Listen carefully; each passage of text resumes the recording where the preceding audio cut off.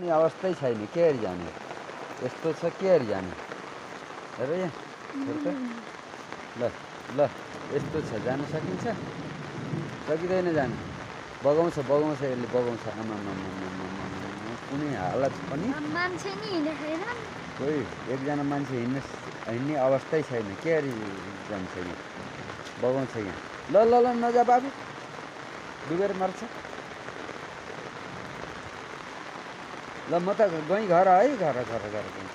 आइहाल आइहाल